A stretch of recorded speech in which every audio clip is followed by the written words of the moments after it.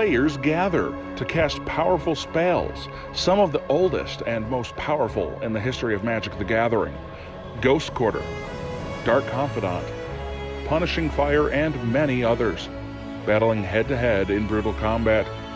They all have one thing in common: to uphold their legacy and the search for eternal glory.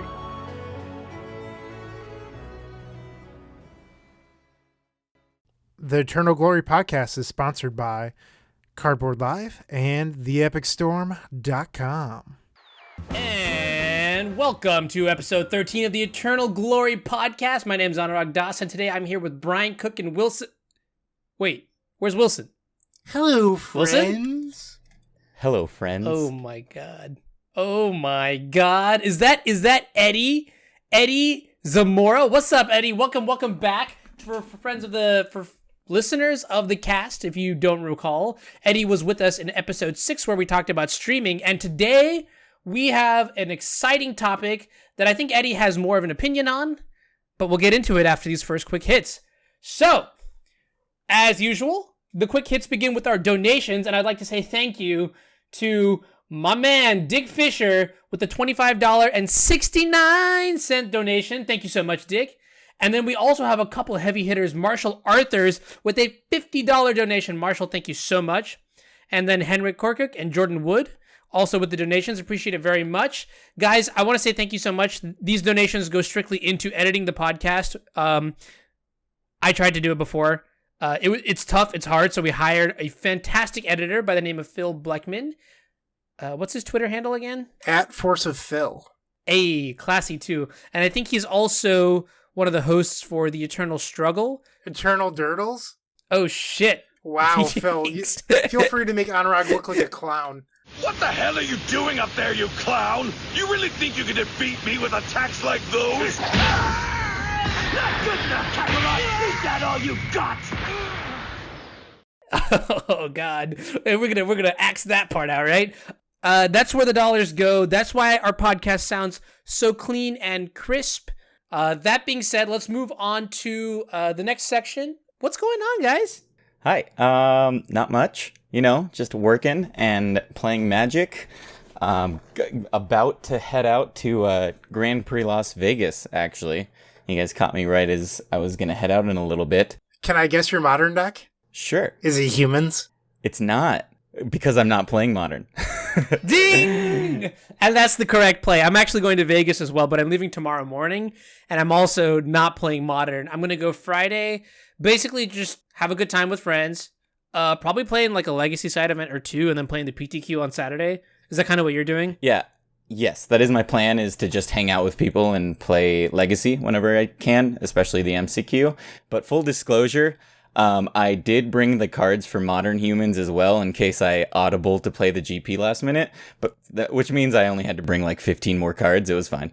Eddie, you recently top-8'd the MCQ, correct? I did, yeah. Top-8'd with tried and true Humans, and it was awesome. It's funny, I lost to the Blue-White Stoneblade player who ended up winning the event, who I had beaten earlier in the Swiss rounds. So it was definitely poetic justice to have lost to the person who won the whole event after having beat them earlier in the tournament. Well, that's still like good, right? That your deck can keep up. I mean, what was your loss in the Swiss? My loss was to Mono Red Stompy. It seems not good for the deck with all 5-color basics, or 5-color lands. Yeah, it's definitely a rough matchup, but I think it's not as bad as people would think.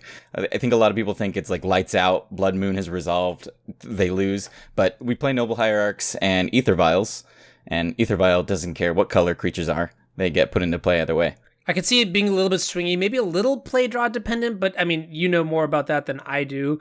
So there's the top 8 for the Legacy MCQ. Brian, have you been up to anything? Not really. I've just been playing a lot of Magic Online. I'm kind of getting that itch to play in a big event again, so I'm like really, really looking forward to Star City Games Syracuse and Magic Fest Atlanta, Georgia. I actually just booked my flight to Atlanta this week. And then you'll be ready to not play another big event for a year or something, right? I mean, that's just Legacy. There are actually 2 more online events too, like in the first week of September. I don't know. This isn't in the show notes. So I'm just like, newsflash, but I think there's like the Mox playoff, and then there's also like the format challenge all in one weekend, the first weekend of February. Sorry, September. Holy moly. That's like 4 big events coming up. There's going to be a lot of legacy content, a lot of legacy data. And speaking of which, I did do coverage with the wonderful @WatchWolf92, aka Jonathan Sakanik, for the Eternal Weekend Asia legacy portion. We only did the Swiss rounds, but I don't know, it's just like eye-opening experience to do coverage of a large Japanese event. I think there was like over 200 decks at least. Depths ended up doing really, really well at that event, and I have a feeling that it's really well positioned right now. But the coverage is super awesome. You can find it on my YouTube page or on the VODs from my Twitch channel, both on Z104. Speaking of socials, Eddie, plug me. Where are you at? You can find me under Yo Soy Easy in most socials and Twitch. There is an underscore before the EZ on Twitter, though. Yo Soy _Easy. But I'm also easy, so I'm like a bi, and so play against me. I'm easy. So let's get into the feedback too. We got a couple comments, critiques, concerns, applauses from the last episode. The first piece of feedback we have is from Reddit user Torshed, who says, "Great episode. It's a little strange to talk about what is enabling these decks and not talk about the cantrips. The cantrips are really what are mitigating the clunky draws in the deck, as they allow you to find your mana, trade uncastable cards for castable ones, etc. I also agree with Wilson's point that there is nothing wrong with having a 4-color deck, as in the past we've seen stuff like Supreme Blue and it didn't really take over the format." That's actually a really good point. The cantrip cartel in Legacy is just really responsible for a lot of some of the more absurd things we see. Usually when we get new cards spoiled, the immediate reaction is to pair it with the color blue because, well, the cantrips are just so powerful. But I feel like lately, more than ever, blue is not nearly as powerful as it has been, right? Like before we were in the era of Terminus, and then, in the era of Deathrite Shaman, and now it just feels like it's time for non-blue to rise and like show the world, well, I mean, it's already been doing that, right? Like Depths has been crushing online and paper meta alongside Mono Red Stompy. So I think that's, sorry to interrupt there, but I think that's part of the problem, right? Is that these cards are enabling just any colors to play these blue cards, these blue powerful cantrips that now make other colors so consistent. I'm going to disagree with both of you on this. So the London Mulligan has made decks more consistent without ever needing cantrips. I agree with Anurag on that point, that blue is no longer required. So these depth decks, you're a lot more consistent without needing to cast Ponder or Brainstorm, which is why decks like Stoneblade and Miracles have kind of fallen by the wayside. I mean, Stoneblade came back for the Legacy challenge last week to fight off all these Mono Red Stompy decks, but it's not because of Brainstorm and Ponder. It's because Stoneforge Mystic and a Batterskull.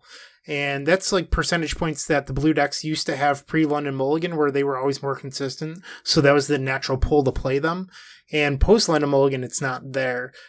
But part of the reason we didn't talk about the cantrips in the Ren and 6 4-color snow episode is it's kind of just repeating yourself over and over. Most people that listen to competitive Magic content already know about Brainstorm and Ponder and all the things that those do to decks that are blue. We don't really want to reiterate ourselves every episode talking about those cards. We kind of just want to talk about the meat and potatoes of the specific topic. That being said, though, you are right, Torshed, that the blue cartel will always be on the watch list. Although I guess Brainstorm is like the card that Forsyth said is like symbolic to Legacy, much like Workshop is to Vintage. So it's never going to really go anywhere. Ban shops. Yeah, I agree with you, but, that's neither here nor there. Also, I don't play enough Vintage to actually have a reasonable opinion on it. But I do want to point out one thing that, with Wilson's point, it's not necessarily the case that 4-color is a crime from a competitive perspective. I will say, like, in terms of, like, the sanctity and the holiness of, like, Magic the Gathering, right? Like, the color pie is something that I always thought was, like, super cool and was just like, well, yeah, of course, Grixis is never going to have answers to enchantments, like, which is now not a thing anymore. But it does seem like that sort of sanctity, or whatever you want to call it, like, it's just no longer a thing, right? But that doesn't necessarily affect, like, the competitiveness of a deck. My real takeaway would rather be, like, the win percentage of the 4-color deck and, like, scale, my concern with Astrolabe and Ren and 6 with how well that deck is performing. And right now, actually, if you want to look at it, Bob posted on Channel Fireball just like a compilation of like recent events and how good 4-color is doing. And actually, it's like it's like doing half as well as mono red and like depths and things like that. So yeah, I think we're getting to that point in the meta where I think this happens every few months. Is something shakes the meta up, something crazy happens, and then depths starts doing well, and then once depth starts doing well, mono red starts doing well, then mono red starts doing well, Stoneblade starts doing well, and it's just, I feel like we always come back to this point. Okay, cool. So the next comment, also by Reddit user Shell8. Okay, pretend I said that correctly. I think the analysis here is spot on. As a Czech pile player, the quote snow mana base feels like a definite upgrade in terms of stability. The trade-off is you pay for it in tempo. Between Strix, Astrolabe cantrips, and Ren 6, the deck can sometimes feel like it's made of air. In a format as fast as Legacy, sometimes it means you just die before you can turn the corner. I'd agree with that. Snow versus, we'll say combo, and then Snow versus, I say like Delver, and then like even Snow versus 2020s, if that makes sense. I guess you could even like put like a Moon somewhere there. And in each of these sort of situations, right, these are decks that largely just don't care about Ren 6, if that makes sense, right? Combo will just, like if you tap out on turn 2 for Ren 6, suddenly Emrakul's like swinging for 15. The mono red deck will just play Blood Moon on turn 1, so you never even get to cast your Ren 6. I mean, 2020s goes for without saying, right? Actually, the 2020 deck, I think, was doing really well, like you mentioned, Eddie, because of, you know, the rise of Ren 6, I guess, and then Delver too, right? Sometimes they're able to just curve out Arcanist into Bolt into like True Name or some crazy things like that. So there is all of that to consider. So there's something subtle that isn't talked about with Ren 6. So Ren 6 and Plague Engineer kind of pushed Death and Taxes out of the metagame, and in doing so, these depth decks lost their worst matchup because Death and Taxes is nowhere to be found unless your username is XJ Cloud. So all of the Caracas and Swords to Plowshares are kind of just missing from the metagame, which makes creating a 2020 very, very good. So I actually have a gripe with this, which is there are a lot of players, or at least I run into players online and I run into deck lists online where I see that, and maybe this is just because like I set the bar really high for like trying new things. Like I'll try almost anything out, but you see like a lot of deck lists that are cookie cutter deck lists. And I wonder if, you know, we need more people trying crazier things in like the stock lists, like just sort of going out of the bounds of our comfort zones, if that makes sense. To I don't know, just like turn matchups like upside down on their heads. Like for example, one card I think is really good right now that is not played at all is Humility. But then again, it's tough because there are cards that are good in the format, and there's a lot of new things that we could try out. I think later on when we get into the main subject of the cast, we'll definitely go over a couple pretty crazy card choices that I think are people doing exactly that, just trying crazy cards to react to this new meta, right? Why don't we head over to the next piece of feedback from Peter Vanderham at PVDH_magic on Twitter. Thank you, Anurag. Love hearing the Winter Orb is bad arguments. My thoughts on it are in the attached picture. For those of you wondering, you can head over to our Twitter account to see that. As always, a great listen and food for thought, as I'm primarily working on 4-color snow decks lately.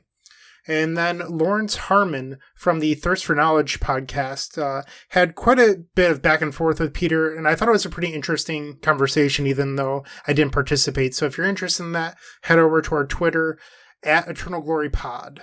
Yeah, I just got out of a game today where I was playing against Ren 6, and I played a back to basics on turn like 3 or something like that, and then my opponent just got 3 more basics off of the 1 fetch land with their Ren 6, and well, I proceeded to get obliterated. So that's definitely like, I don't know, the fact that Ren 6 is resilient enough through land hate is definitely one eyebrow raising quality about the card, but I would also say like there's so many other things and angles that you can attack it from that, I mean, I'm not going to go into talking about banning Ren 6 anymore, but it is definitely like very powerful in fighting land hate. And then the last comment that we're going to go over today is by my favorite Californian Elves player got away. I didn't want to start any drama, so I really tried to make it very specific. But I'm talking about Jack Kendall, who has played Elves for a long time, JJKBB 2005, I think, on Magic Online. And as an Elves player, and we're gonna transition this into the topic of the day, but just listening to the podcast, and I really disagree with you guys regarding Renin 6. What this card does differently, and what makes it intrinsically more powerful, is that it is a planeswalker. Whereas we have efficient removal for creatures, enchantments, artifacts, and lands, there still is yet to be a card that has the versatility of removing a planeswalker and possibly picking off a creature as well. Abrupt Decay is considerably a tax on most decks' mana bases, being green and black. Pithing Needle is largely too narrow, and while I agree that Deathrite Shaman and Renin 6 are entirely different cards, Renin 6 essentially removing X1s from the format is not healthy for the format. You know what this reminds me of? This reminds me of the whole mental misstep effect, but to a much more controlled degree. I think that's a good point. Yeah, what's your opinion on this, though? I actually disagree with Jack pretty heavily. I think that there's a little bit of bias being a forced player. And I don't mean that in a bad way. It's just that green doesn't really have access to removing planeswalkers if you're not splashing black. So Abrupt Decay, Assassin's Trophy, you're kind of pigeonholed into playing these cards if you decide to play green. However, I disagree that there isn't versatility with removing planeswalkers or possibly a creature. A personal favorite of mine is Magmatic Sinkhole. I'm in love with this card. I think it's so good. I know that we discussed that on a cast recently, but I think Delver deck should be playing this card. There's also Dreadbore, Angrat's Rampage, Blue Elemental Blast / Hydroblast, Engineered Explosives, Council's Judgment, Celestial Purge. There's a ton of ways of dealing with this stuff. You just have to be in other colors, and I think it's a little bit of a bias there. I understand that it's super good against elves, but I don't think there's anything wrong. We could play the Elder Spell.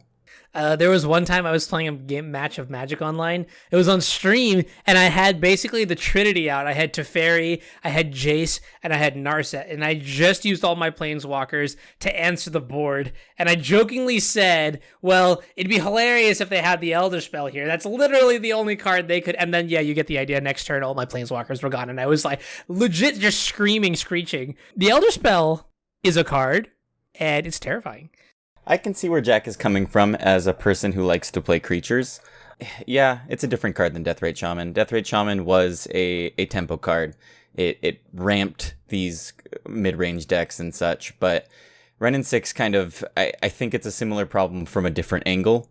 It's just not a fun card to play against. I think it causes really strange play patterns that I would be happier without. I actually was Googling an article, and I forget what article this was, but it was like WotC Design and how they were talking about whether it would be fun. This was back in 2009. It was like whether it would be fun to print a card that just said like destroy target planeswalker, right? And from my perspective, like I think if I play my Jace for 4 mana, if I spend the whole game getting up to a point where I've like navigated around a daze and, cleared the true name, ticked up with the Jace to play around Lightning Bolt, and then suddenly, destroy this Jace, like, comes into play, I'm just like, well, that doesn't really seem very, I don't feel like I got rewarded for playing good Magic. I don't know, like, for me, like, that's one reason why I don't want that kind of card to exist. But what I will say, and maybe this is sort of one of the reasons why Renin 6 is a little egregious, is that it's a 2-mana card. It probably should not be a 2-mana card, and that's maybe where, like if it was a 3-mana card or a 4-mana card, like, probably at 4 mana it would be unplayable, and at 3 mana, like, it would just be, like, you'd have to play a deck that revolves around the card. I don't know, like, the effects themselves are fine, but the when you add in the cheap cost of the card, maybe that's where I, like, see problems and things like that, so... I think Renin 6 also adds to the problem of making being on the play more important in the format. And I think the divide between a Renin 6 on the play and a Renin 6 on the draw is so huge. Being able to play it after your opponent has played their Delver or anything like that, honestly. Getting to recur your Wasteland sooner, it's just insane. Yeah, I agree with that. And then also... that kind of makes me wonder, just like if you look at Legacy right now, I was talking with a couple other people and they were talking about how Legacy actually has sped up as a format. And Brian, I think you would agree with me on this. And I don't actually remember if we've talked about this a lot. Maybe this is good for another topic. But if you look at the general like turn at which Legacy is operating, like when the haymakers start coming down, would you guys agree with me that turn 2 is when we're seeing a lot of stuff coming into play? Mostly I'm thinking about Ren and 6 and Dreadhorde Arcanist. 100%. And I know that we talked about this privately, but I agree with you that the fundamental turn of the format has become closer to 2 than it is 3. Random aside, I guess Spell Snare might be a really good card to look into, but I mean that's kind of also, yeah, just going back into all of this, part of the reason why this card might be so strong is that it comes down on turn 2, can interact, especially on the play, like you're saying, Eddie, with their 1-drop in some ridiculous way. So that's going to be a good segue, though, because, you know, Ren and 6 does have a partner in crime. She's not the only card that was released in Modern Horizon that has been seeing a lot of play in Legacy. And I'm not talking about Force of Negation. I'm talking about, drumroll, Plague Engineer. Ugh. So today's topic, yeah, exactly. Today's topic is going to be combating Plague Engineer with Tribal. And Tribal, we're going to use the word loosely, but when we talk about Tribal, we're talking about decks like humans, merfolk, elves. What else is on the docket? Goblins? Slivers. Can't forget our boy Daniel Nunez. We'll start with elves. Who wants to take it? Man, this is rough for the elves players. I think elves it's a good thing we started with elves because they probably take the hit the hardest. Plague Engineer shuts down elves on almost every access, from the go wide attack access to the combo access, because they have nothing to play with. Yeah, I mean, the Visionary Symbiote combo gets abruptly well, actually, Elvish Visionary immediately dies when Plague Engineer is on Elf. With all the elves, like, nothing in play, you can't leverage the Gaia's Cradle for mana, which then becomes big because you can't actually, like, snowball your board, right? Like, generally speaking, like, the elves deck will, what's their turn 1 play? They'll either accelerate in mana or put an elf into play that can do multiple things the next turn, so it's, like, very, like, synergistically based. And if you don't actually have one half of the, you know, the creature combo or whatever, then your whole deck just kind of like shuts down, right? Like even like Natural Order, Glimpse of Nature, these cards aren't nearly as good when you can't leverage every single piece of the Elves deck. And I'm not saying like the deck is completely lost. I mean, we do have some stuff to talk about later in the cast, but I do think compared to like, you know, decks like Death and Taxes and Humans and Goblins and Merfolk, this deck has the most X1s in the stock lists. Yeah, and a factor of that being that this deck doesn't play Lords. It's not generally a chip away your opponent type of deck. It's an all-in combo deck that most of the time just wants to kill their opponent over one or two turns, right? It depends, because I know Julian would look at elves as more of like a Jund deck than like a combo deck, but it depends also like what stage of the game you're in. It is a largely flexible deck, I'll give you that much. But I think Plague Engineer does a really good job at just cutting off a lot of options that the deck has, and I've yet to see some really good ways that, you know, the deck can buy back the options that it's used to.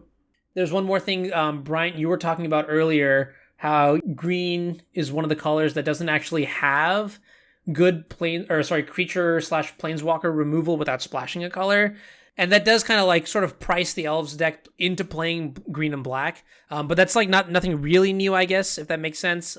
I guess what I'm trying to say is like if you're solidly into black and you only have abrupt decays, sometimes it feels like you are kind of like priced into drawing your answer to an answer, and that's kind of like risky Magic the Gathering when, you know, you have to draw your X of, you know, in order to win. I think that's kind of one of the reasons like why I'm not exactly, or I wasn't a fan of like Modern at one point of time, because it felt like you just had to have a specific silver bullet, you know, at a very specific time, otherwise you lost. So I think that you kind of just described Counterbalance and Abrupt Decay on Rock.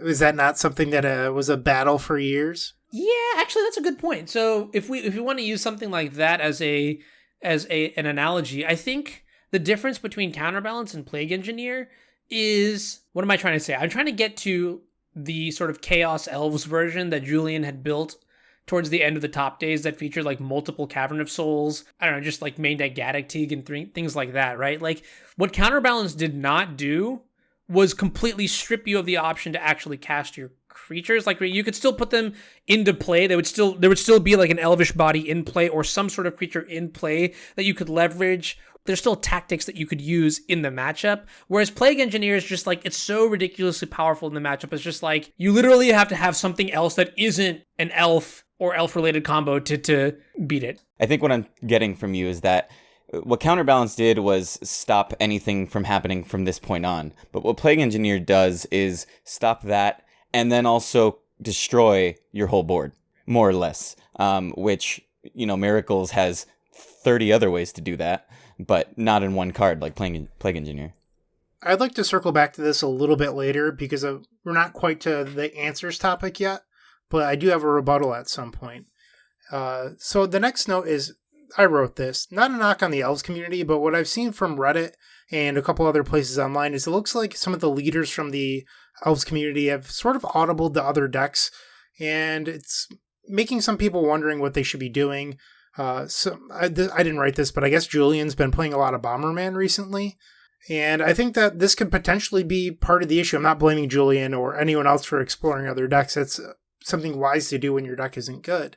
I should probably do more of that. But the people that are dedicated to playing this archetype, they may not be the best tinkers. Like, Julian's really good at coming up with new ideas and things like that. And I know that he's not the only good elf player, but maybe someone else could step up. For example, the Ant community, one person will step aside, another person will come up and sort of take the torch.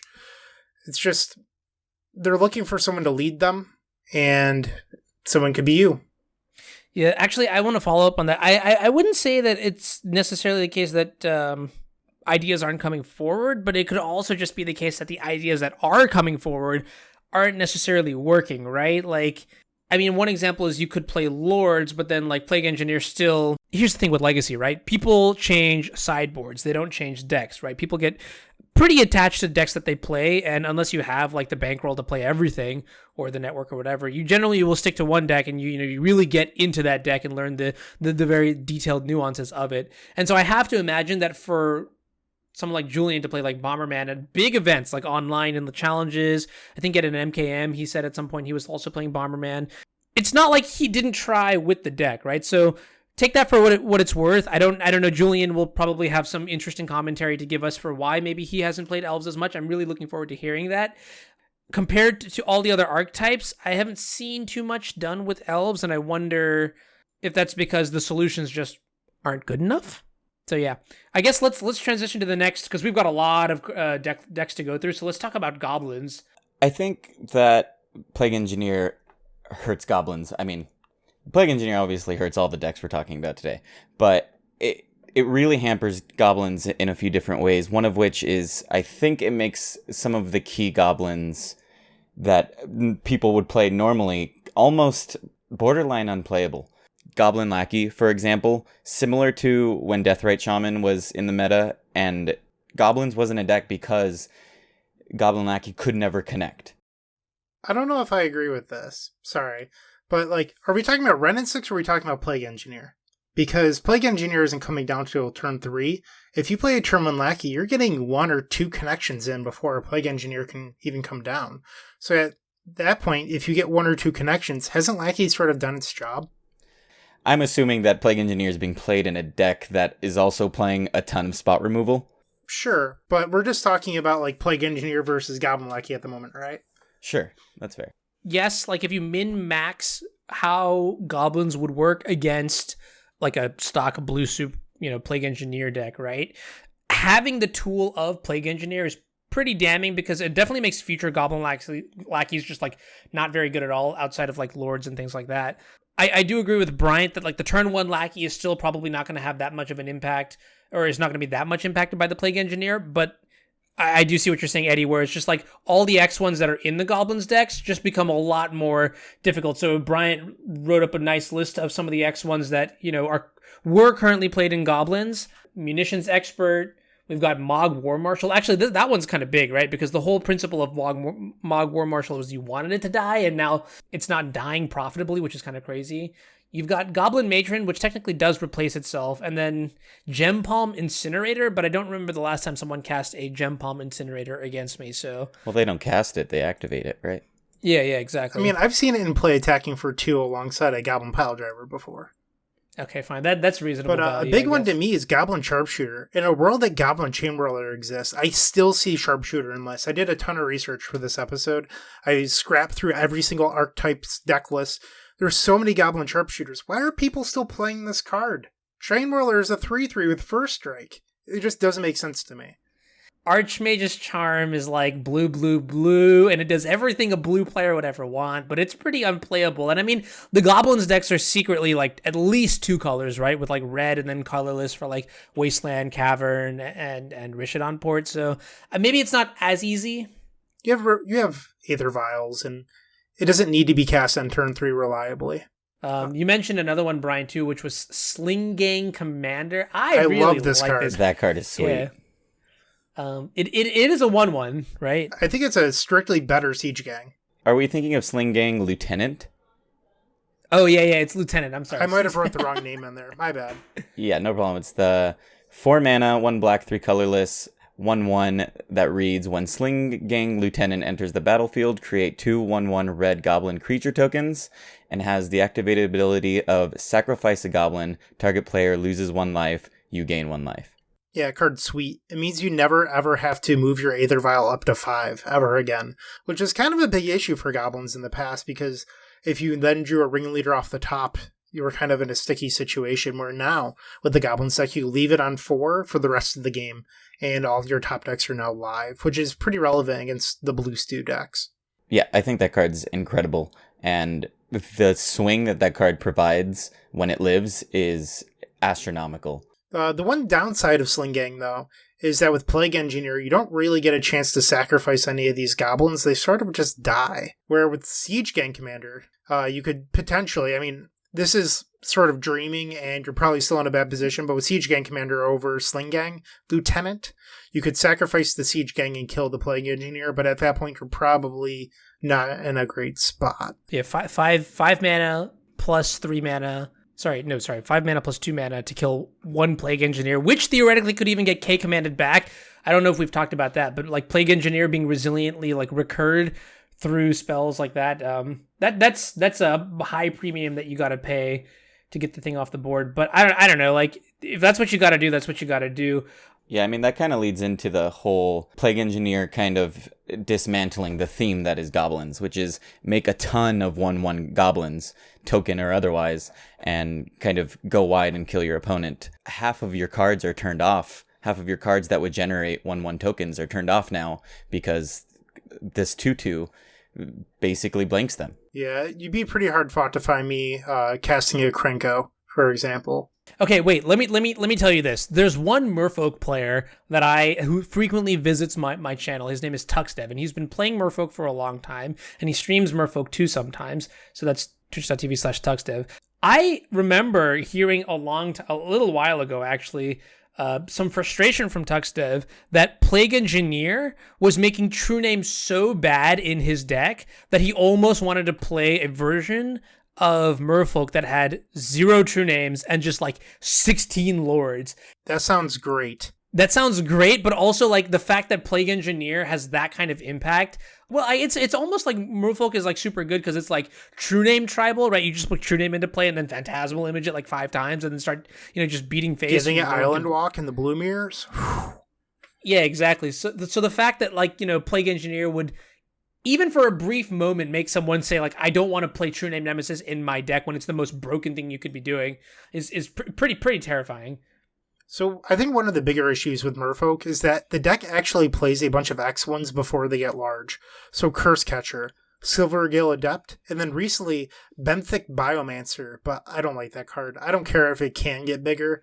I still don't think it's what you want to be doing. That's the thing in general. Like with all these tribal creature decks, it's like you curve out basically, from 1, 2, 3, 4, and all the 1 and 2 drops are generally like, and they're going to be understated, right? That's just like how Magic is designed. So this is like the recurring theme where Plague Engineer is just taking advantage of the low stats that these tribal decks are using to snowball into more dominant board states, if that makes sense.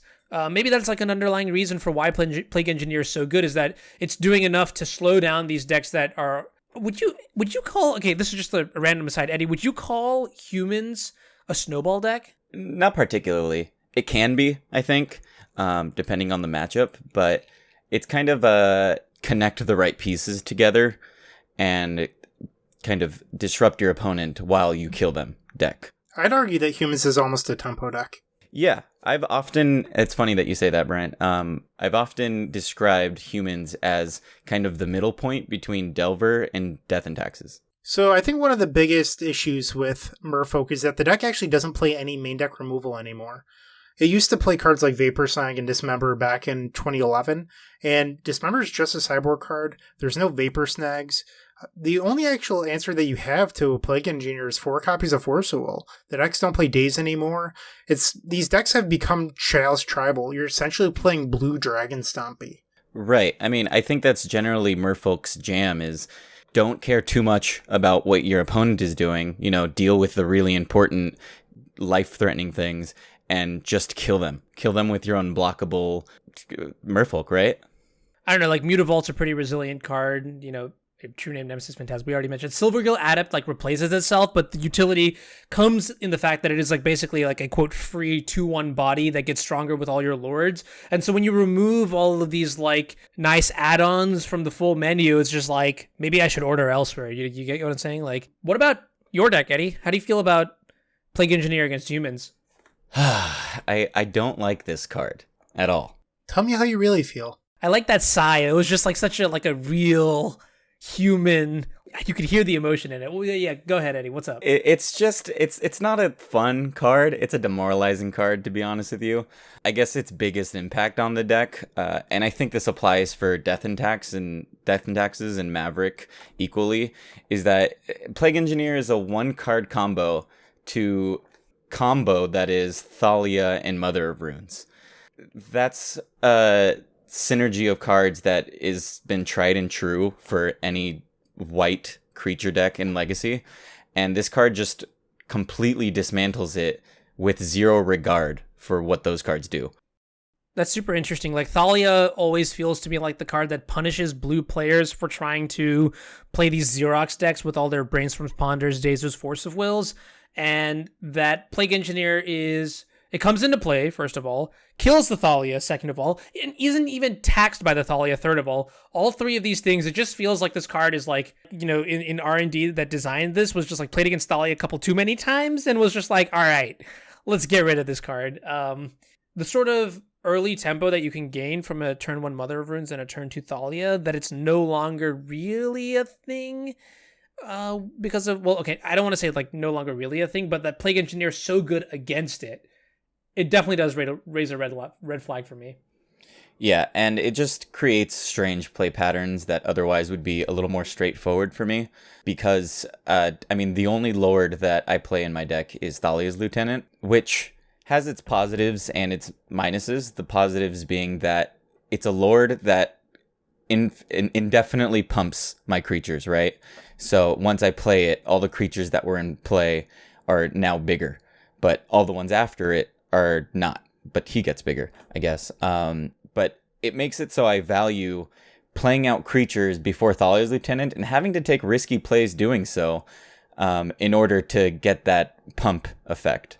An example is the other day I was playing against the snow color control is what I'll call it. And I had a lot of 1-drops. I had a Mother of Runes, a Noble Hierarch. I also had a Thalia, and kind of was on, okay, if you have Plague Engineer, I lose. If you don't, then I play this Thalia's Lieutenant, and I'm good for the rest of the game. They had the Plague Engineer, and I lost that game very soon. Yeah, I feel like there should be more play to these matchups rather than, do you have one card that completely hoses me? If you do, you win. If you don't, I win kind of deal. I just don't feel like that's I don't feel like that's really good gameplay, And I always kind of felt like Legacy was very robust enough such that we didn't really have that kind of problem, right? Even a deck like Black Red Reanimator, theoretically you could at least build your deck, with enough appropriate sideboard hate or something like that. But Plague Engineer is what do you do? Not play Thalia, Garden of Thraben in your Humans deck? That doesn't make sense to me. You know what I mean? That's you're literally shattering the identity of the deck. So what about Meddling Mage? Couldn't you just Meddling Mage naming Plague Engineer? Yes, I could do that. The problem with that is a few of these decks are playing now Plague Engineer and Toxic Deluge. So before, it was almost a hard lock against a deck like Grixis Control to play a Mother of Runes on turn 1 and then turn 2 named Toxic Deluge. Because at most they play 1 Deluge and then everything else is spot removal. But now they're playing maybe X amount of Plague Engineers in the main, maybe a couple more on the side, and then probably playing 1 Deluge somewhere in the 75. So it makes things a lot harder on top of already having to kind of name the infinite amount of removal that they might have. And this just goes to like the power level of the card, the ubiquity of the card. When you combine it with how aggressively these control decks are trying to already kill creatures, it's just like over the top. So, lastly, the last tribe, slithering slivers. How do we feel about this match or this deck against Plague Engineer? I feel like there's some slivers that get absolutely hosed, but I don't know if my first read would be that there's a lot of slivers like Predatory Sliver and like Muscle Sliver that like although this deck has a sufficient number of lords, but I guess you got your 1-drops and stuff like that get completely beat up, right? Yeah, I mean, like you said, I think this deck plays more lords than any other deck we've listed so far, just naturally. But I think this deck kind of gets attacked at a different angle, where because of all the lords, I think Plague Engineer is, still a potent threat, it is a potent threat, but less so because of all the lords. But I think because of decks that play Plague Engineer have picked up popularity, fast combo decks have picked up in response to that. And fast combo decks are not what Slivers wants to see. Well, I know that one Slivers player, Daniel Nunes, plays Force of Will in his main deck. But on top of that, Chalice of the Void, I've seen Cyborg Aethersworn Canonists. I would say that Daniel has a pretty decent Storm and or combo matchup post-board. I've also seen cards like Leyline of the Void. It's almost as if the deck becomes not Slivers post-board. Maybe that's what these other decks are going to do. Maybe Goblins aside. Like Death and Taxes has a bunch of Hate Bears, Merfolk has Chalice and some counter magic with a couple of, disruptive creatures. I do like that we are actually like thinking about the impact of the metagame progression as well in response to Ren and 6 to see how not only Ren and 6 is warping the meta for sure. How would you classify your matchup against like Dark Depths, Eddie, and Tribal in general against Dark Depths? For me, it's hard to say for others because I play cards like Caracas, so it really depends on what flavor of depths I'm playing against. If I get matched up against Turbo Depths, that's among my worst matchups. But if I get something closer like the Green-White Depths that's been picking up, or Slow Depths, if you will, I feel a lot better against those because it kind of gives me time to find the hate pieces I need rather than just dying on turn 2 most of the time. Like the Depths deck, which is clearly a reaction to Ren and 6 Blue Soup kind of stuff, is very good at putting a 20/20 that flies just over a bunch of these tribal creatures, right? So I wonder if like the metagame is also becoming a little bit more hostile to tribal decks just as that's like a splash damage from the printing of Ren and 6 and Plague Engineer and things like that. Yeah, and I mean, I'm glad you mentioned that deck because that's one of the decks that just picked up Plague Engineer naturally as a sideboard option. And I think it is Black Rain, yeah. Every deck list I've seen is playing 2 now, and that's just another scary aspect of that deck that I have to hope to dodge on top of the already complicated 2020 flying legendary. Yeah. So let's move on to our second section. How are some ways that people are currently adapting to Plague Engineer? I know that one of my favorite people, and I give him a ton of credit for this, is XJ Cloud. Top-aided a Legacy Challenge a couple weeks ago, I believe, with Force of Virtue, the White Force from Modern Horizons. You can cast it on your opponent's turn for free by exiling a white card, and you get a Glorious Anthem.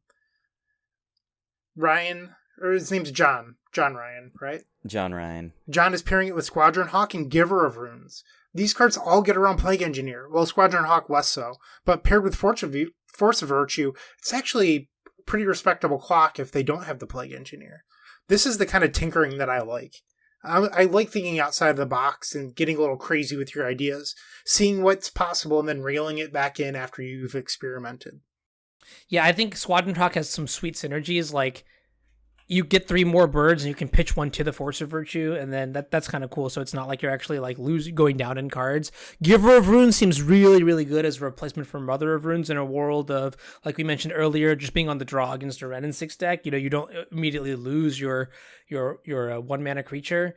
And then all in all, like I feel like this deck was a very, very good reaction to Plague Engineer / Ren and 6. I have a couple reservations about this now that we're like a couple weeks into it. I actually feel like the Squadron Hawk package might not be as good, and also that part of the reason that this deck list did so well maybe was because I have to imagine in the challenge where John went 6-1, there were a number of times where his creature would have gotten down pinged by a Ren and 6, and he would flash in the Force of Virtue and just completely blow out his opponent there, right? That sounds like a sick play. It happened to be the other day, but I had the Force of Will, so I got lucky. But just like the constant in the back of your mind, like I have to respect this, sort of thing is certainly something to think about. Yeah, I mean, I gotta be honest. Is the true meta shift here to play Squadron Hawk, or is it to just be XJ Cloud?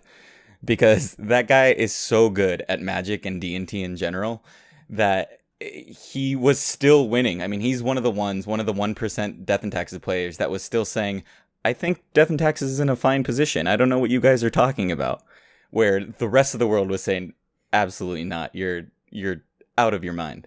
These are interesting adaptations. I think moving forward, we're going to actually be seeing a lot more of Giver of Runes in the metagame. I think the reason before, like, everyone kind of like, I feel like when it was first printed, everyone was kind of like laughing at the card, just saying like, well, this is just really nothing compared to Mother of Runes, right? Because it can't protect itself, which is kind of a big deal. We are. That was us. I mean, I was going to go by saying it was like an unnamed entity, but... Can we say it was Everyday Eternal? Can we get away with that? Yeah. So we may have been wrong. I think... It's okay. You guys were right in a vacuum. Love vacuums. As a metagame reaction, though, I think that's what makes this card really, really good. And in a world where we see maybe less Ren and 6 and less Giver of Runes, I think we may see less Ren and 6, less Plague Engineer. We'll see less Giver of Runes.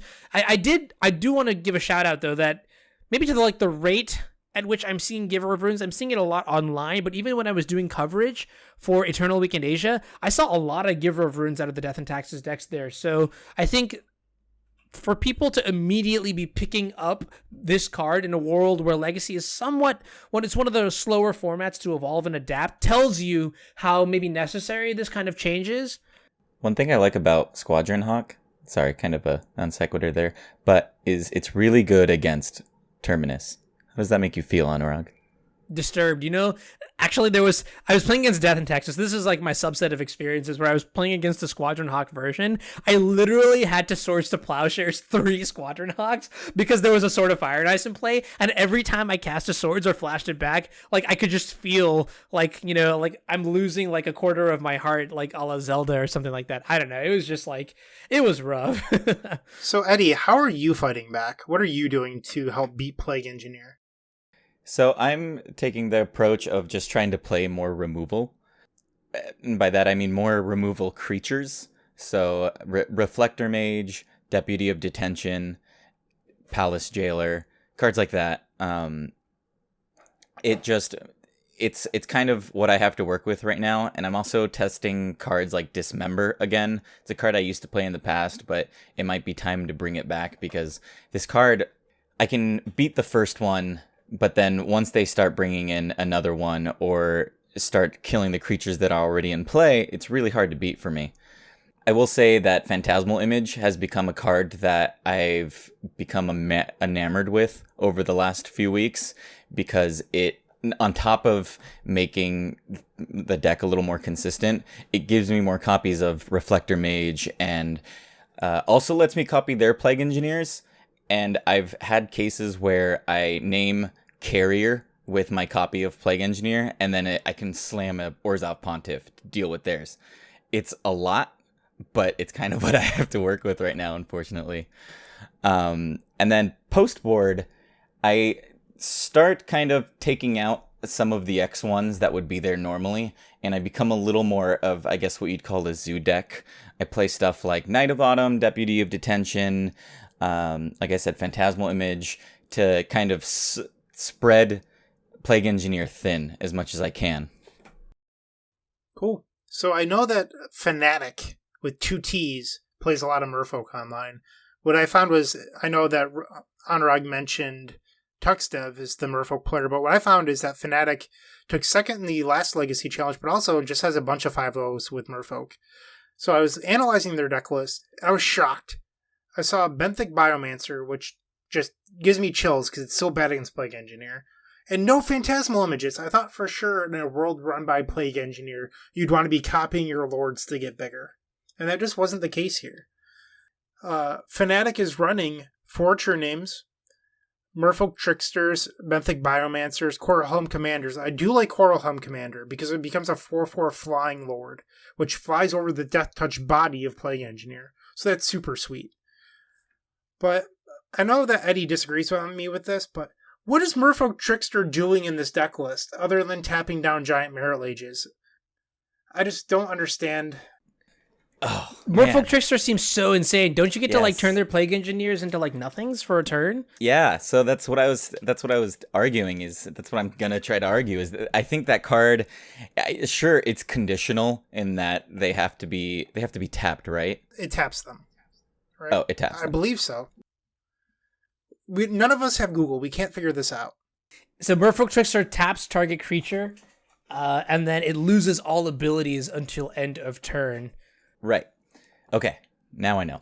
So this card, I think, just deals with so many of the problem cards that Merfolk usually has to deal with. Plague Engineer being one of them. You can just swing in, and if they block thinking they're being all smart with their Death Touch Plague Engineer, boom, Merfolk Trickster. You have a 1/1 that does nothing, and all my guys are bigger because the -1/-1 clause is gone. Not to mention, yeah, Anurag brought up Merit Lage, which I didn't even think about. I brought that up. Oh, sorry, Bryant, you're so smart and handsome. And thin, right? No, Wait, why aren't you I'm saying he's definitely thin? not What? Been eating too many peanut butter M&Ms recently.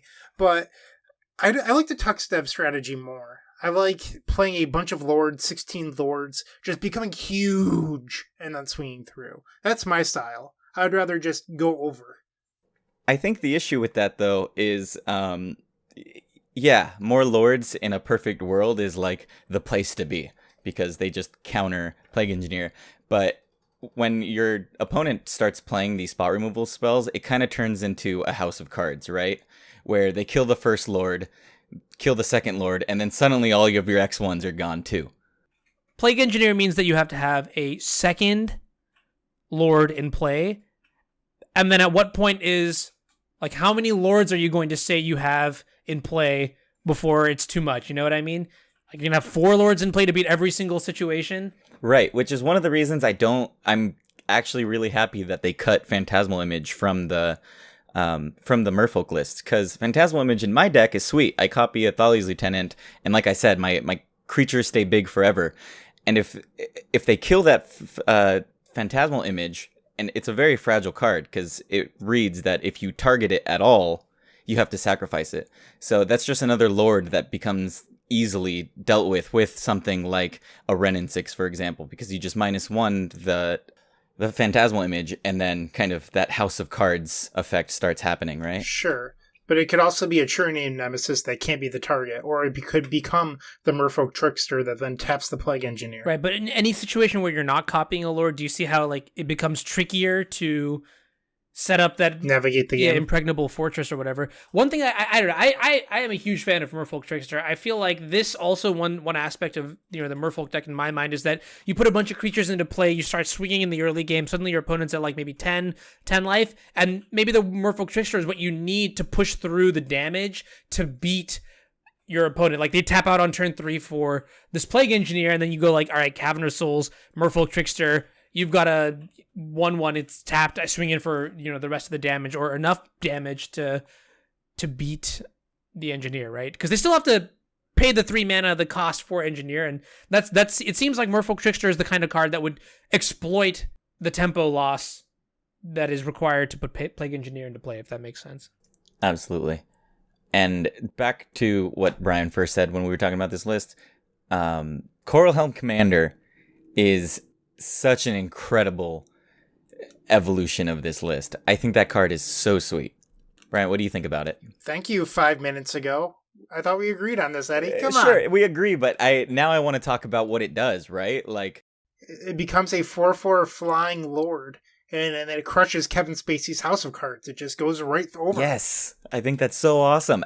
Just the fact that I think it's only the first level, it becomes, or I guess level 2, it becomes a 3/3 flyer. That's incredible. That's a card that doesn't care about Plague Engineer on any axis. You know, it doesn't die to it, and it flies over it. The delta between a 2/2 and a 3/3 without any Lord effects, to clarify, is pretty big, I think. I agree with you. Thinking about this a little bit more, this card actually seems very impressive. And then how much more mana do you need to make it a 4/4 Lord? See, it's level 4, right? Okay, so. I think the only thing that Korahum Commander really has going against it is that it's a prime Fatal Push target, being 2 mana. It's just easily killed. One thing I do like about Fnatic's list, though, definitely, and we haven't talked about it yet, is the sideboard. If you look at the sideboard of Fnatic's list, it is absolutely stacked against Plague Engineer and I guess Ren and 6 to a degree. 3 Dismembers, 2 Vencers, and 2 Echoing Truth. So much removal. And I don't know if you'd boarded all of this stuff against the Plague Engineer decks because, well, you'd probably dilute your deck to way too much to sustain it all. But I do like that the sideboard is very, very well equipped for that kind of card. Why don't we head over to Goblins? I think that a benefit that Goblins has over the other premier legacy tribal strategies is that Goblins has existed since the game's inception, which means that there's Goblins dating back to 1993. So there's more choices to play compared to other strategies. So I know Humans has been the hot thing recently, but all the Humans are fairly new. Same thing with a couple of these other decks where Goblins, there's potential answers sitting around 1996, 1997, those sort of things. And I know that a lot of the cards we've discussed so far are pretty new, but you have to go backwards to try to figure out, hey, what are some possible answers I could be playing? And I'm not saying start playing Goblin Balloon Brigade to fly over your... I guess that's a 1/1, so it's a bad example, but to fly over Plague Engineer. But there's some cool cards that might exist that you could go back and look at. And I know that Merfolk has existed since the beginning as well, but Merfolk's kind of been like the redheaded stepchild of tribal strategies, where it only gets a new card like once every 4 or 5 years, sadly. It's just not a very popular strategy in Wizards' eyes. Yeah, one of the newer cards that I really like, and I think can do, will do, is doing wonders for this archetype, is Goblin Crater Maker. Huge fan.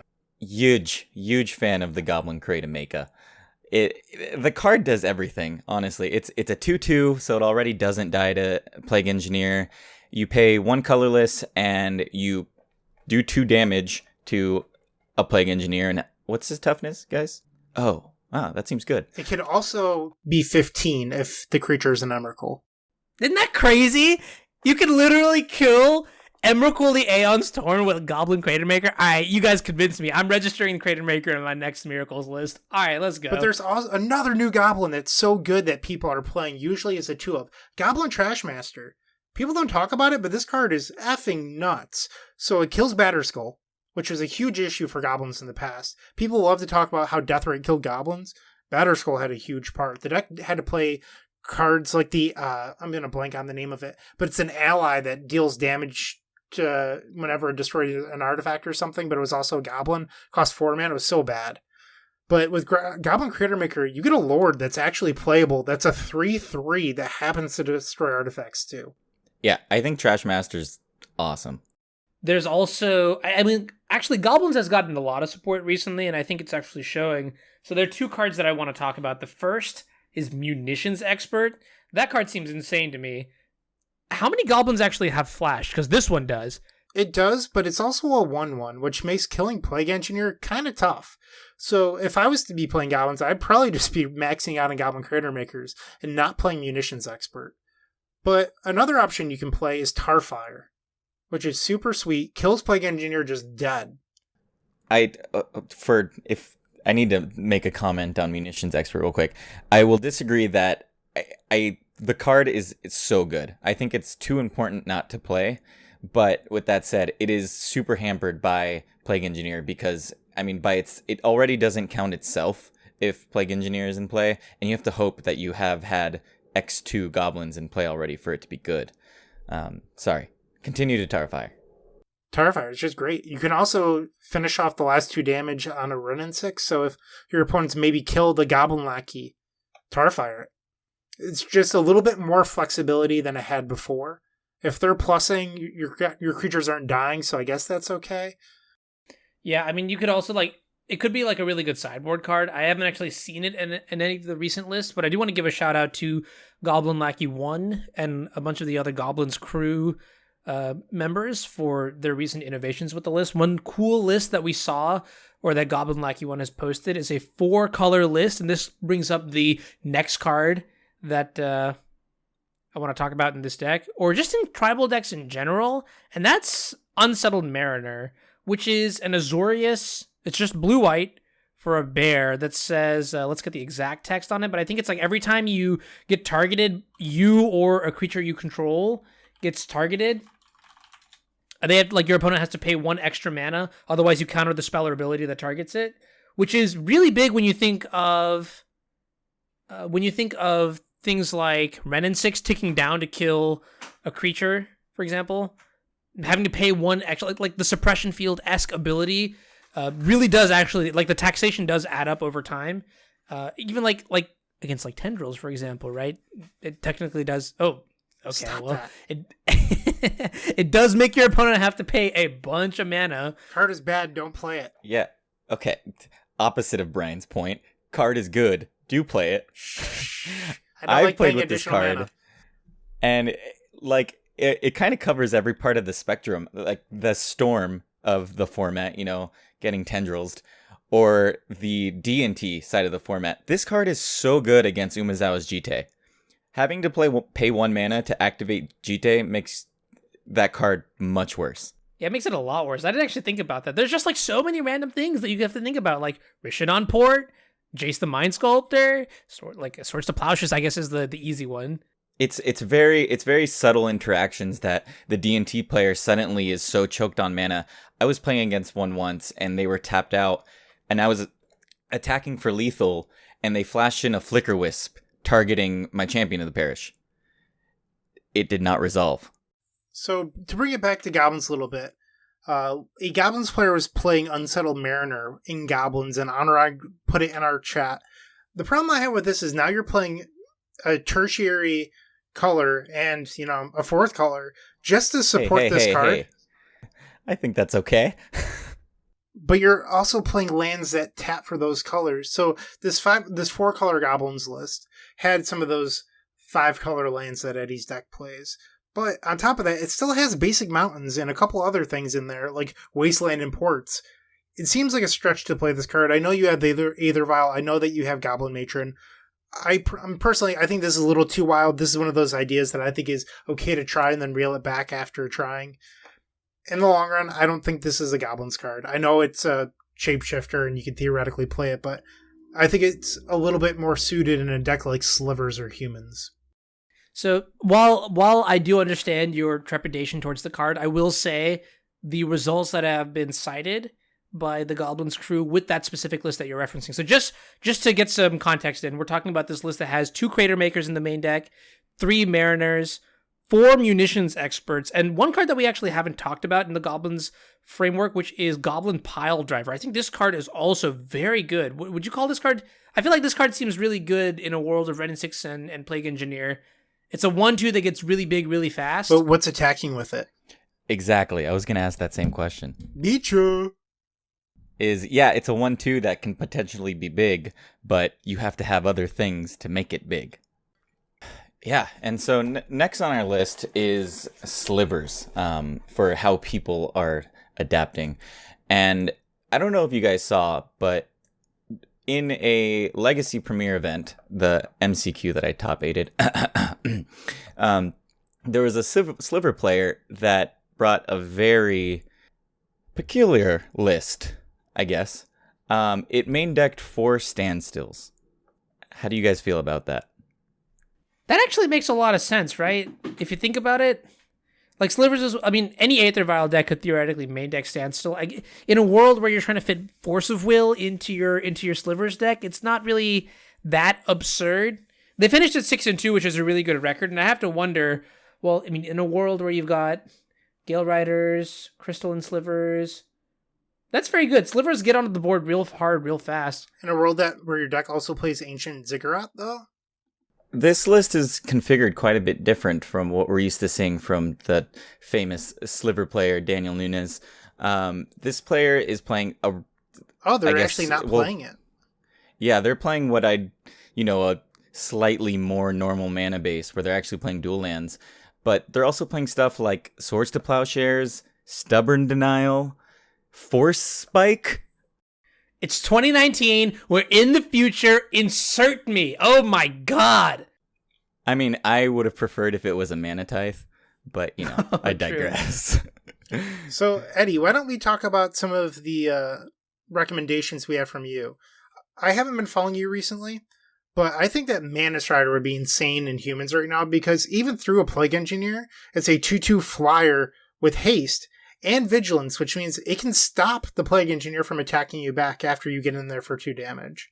Yeah, it's funny that you mentioned that, because I actually 5-0'd with a Mantis Rider list about a week ago. How was the card? The card was good when it was good, but really bad when it was bad.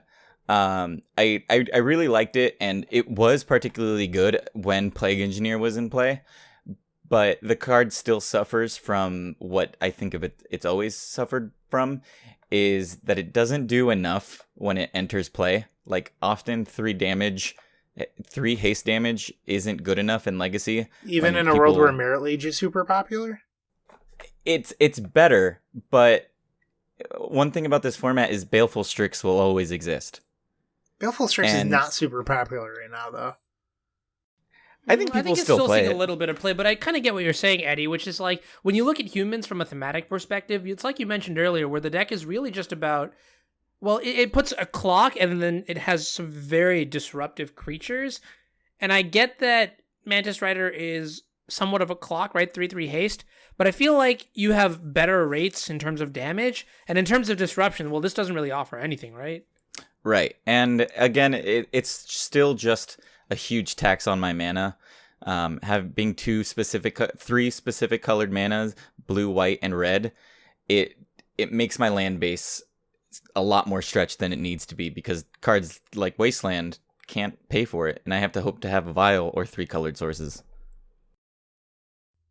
So have you considered a change in philosophy? So I know that you touched upon it earlier, but playing a Meddling Mage named Plague Engineer and then just start playing tons of images to shut off all your opponent's outs? Like, have you tried to become like more of a chanting deck? That idea is great in concept, but usually not that reliable in practice, especially with Phantasmal Images, because I think the number for Phantasmal Images in Legacy, for my deck at least, is 1 to 2 max, especially in a format where people are playing Ren and 6, and Ren and 6 always kills Phantasmal Image, which is unfortunate. Yeah, that seems like a huge downside to Phantasmal Image, but still, the upside of the card seems like if you can copy a Thalia's Lieutenant, that's just such a big game for the lingering +1/+1 counters to remain on the board. So, yeah. Let's talk about goblins, though. What do we have for that? Well, I guess Chainwhirler doesn't kill True Name Nemesis, right? And that's a big issue that goblins has had in the past, is not being able to kill True Name. So they have card options like War and Weirding, which does kill Plague Engineer. It also kills True Name Nemesis. But on its own, it's not super good. And then there's cards like Anurag. You could say this card because I certainly can't say it, right? Pashalik Mons? I'm guessing this is what it is. I've seen this in a lot of goblins lists lately. So what this card says is, when it dies, when Pashalik Mons or another goblin you control dies, Pashalik Mons deals 1 damage to any target. Well, it has built-in protection from Plague Engineer, which means that you can play it, or your opponent can play a Plague Engineer. It will cause all of your creatures to die to the Plague Engineer static effect. Pashalik Mons' triggered ability will happen. You can then kill the Plague Engineer, which is super, super nice. Another thing to kind of point out there is that it can potentially cause Plague Engineer to be lethal to the person casting the Plague Engineer. That's a good point. So say you're a Goblins deck, you beat your opponent by attacking them. You put them to 5, and you have 5 1/1s in play. All those 1/1s are going to die and potentially kill your opponent.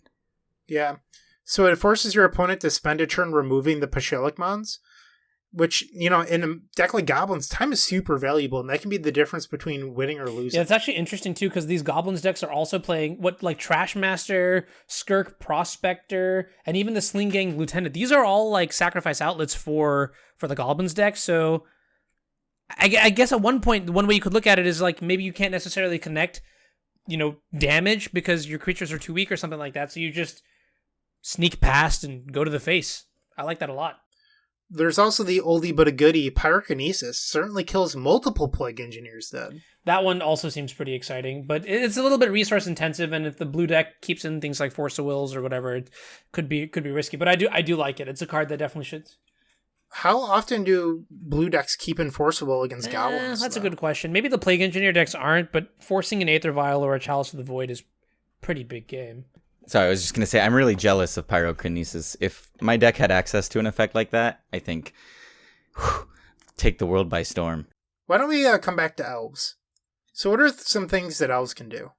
Well, one, you can continue to play Assassin's Trophy and Abrupt Decay because they're fine cards. You're already playing black for discard spells. But other than that, you can play value Elves like Sylvan Messenger. It's a 2/2. It gets you more Elves, including Lords. But I think a strategy that isn't talked enough about is just playing other creature types. Try playing more non-elves, like Scavenging Ooze, for example. Or a bigger elf, like Rensrung Packmaster, which makes wolves. So now you have a 4/4 Death Touch elf that makes Death Touch wolves. Rensrung Packmaster is actually a 5/5, but in a world where the Plague Engineer is already in play, it's a 4/4. And then you could, maybe play a Progenitus in your deck, which swings through the Death Touch body of Plague Engineer. And I think, like always, I have this strategy of, if someone's looking to do one thing against me, I want to do another. So if they're boarding in all this graveyard hate, I want to become a deck that doesn't use my graveyard. So I think that maybe these decks could become natural order decks. Boarding your Thought Seizes, boarding your Cabal Therapies, and then protect your natural orders. Maybe play a 4th copy of Natural Order in the board because so many decks only play 3, and then use your Symbiotes, your Scavenging Oozes, your Dryad Arbors, and just make sure your Natural Order resolves, and then put that Progenitus into play and don't look back. Just swing twice, connect, kill them. Yeah, I think that's sort of like what's happened to Red and 6 to a degree, is that a lot of decks are choosing to, rather than deal with the Red and 6, is just completely ignore it. And I kind of like that perspective too, right? Find ways for the Elves deck to, obviously it's kind of tricky because you still have to sack a green creature in natural order and things like that. But, at least making your deck closer and closer to that sort of shell is very interesting. One list that Eddie and I saw the other day was by MTG user Hello Newton. Newton! And my boy. This deck list was insane. So I don't actually have it on me because it was just in a Facebook chat or whatever. But Newton was playing 4 copies of, get this, Elvish Reclaimer in his Elves deck. And he had the Thespian Stage and Dark Depths combo in the main deck. So that's pretty insane. Imagine just Gaia's Cradle with Wirewood Symbiote and Elvish Reclaimer. And then you just put the combo into play in one quick turn or whatever, fell swoop. That's what I was trying to say. And then, suddenly it's just they have a Plague Engineer, but there's a 20/20 that's going to, come and get at them. So that kind of innovation, I think, is insanely awesome. I like that Elves is one of the only decks in the format that could quickly make 30 mana to pay for Dark Depths. That's really funny, actually. But I think something that's interesting about Elvish Reclaimer is it gets utility lands like Bazooka Bog or Caracas, depending on the matchups. And something that's always slightly bothered me about Elves is that every single list plays a one of, I'm blanking on the card name now, Pendlehaven. But there's no way to ever search for it because so many lists don't play crop rotation. They're just I'm going to draw my one of and get you. And he isn't out for Ren and 6, though. Sorry, you might have mentioned this, but he's also playing a couple copies of crop rotation in addition to those Reclaimers. So, he's actually just putting a completely different angle to this deck. Yeah. Yeah, I like that a lot. And that's kind of like what Bryant was saying earlier, right? Just like shift gears, stop driving forward into the Plague Engineer, reverse, drive around it. It's also a 2/3 through a Plague Engineer, which means that you can attack into it, force them to block or trade, or maybe attack their Renin 6. The card's very good. It becomes their little Elfie Goyf. The secondary effect is like not, which is the passive, right? Which is like it gets +2/+2 if it has if there are 3 lands in the yard. Newton's always coming up with crazy deck lists and stuff, and will often send me stuff, and I'm just like, yeah, okay, Newton. But I looked at this one and was like, wow, this is actually genius. He hit it on the head with this one. Why don't we head over to Merfolk? I know that I've mentioned this a couple times so far, but I'm not a fan of Benthic Biomancer. I'd rather see Phantasmal Images in this slot. I don't think you have to play a 1-drop Merfolk in your deck. If there's no good 1-drops in the format to play around cards like Renin 6 or possibly Plague Engineer, just don't play them. Play Phantasmal Image, copy your Lords, copy your True Name Nemesis, whatever matters in that matchup. I think Phantasmal Images would be a better choice over not very good 1-drops. And one thing about Fnatic's list that I absolutely loved, and Anurag, I want your opinion on this, the addition of Waterlog Grove, because the decks no longer play islands, and it plays around Choke. But the question I have for you is there a reason to only run 4? Because there's other blue sack lands now. You can play up to 8. What's the right number? I don't know, I'm just rambling, but it seems super cool to me. I think part of the reason that I like this card is because it just gives you longevity in the games, in all your games.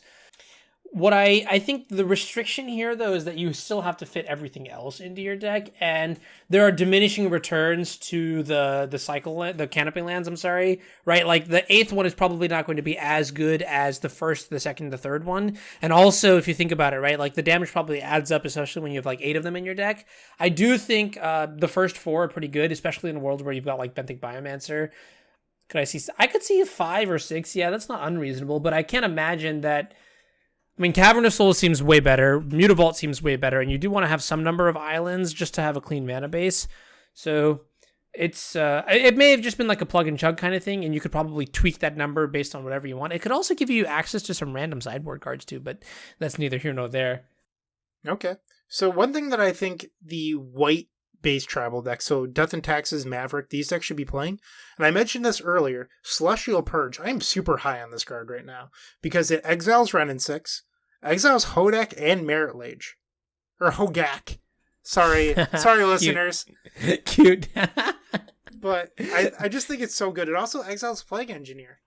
I think it's a super versatile sideboard card at the moment. If you're playing white, please do it for me. Put a Celestial Purge in your board. Maybe put 5 of them. Don't tell a judge. Just play as many as you can. And theoretically, you could play Council's Judgment, but I'm actually pretty low on this card at the moment due to its sorcery speed against Merit Lage. Yeah, it's pretty clunky. I myself have some issues with Council's Judgment. While I do like Council's Judgment against cards like True Name Nemesis, I have to say that the stock of this card has gone down significantly due to like you mentioned, Merit Lage, maybe unexpectedly absent, but that card is kind of medium, so I don't know.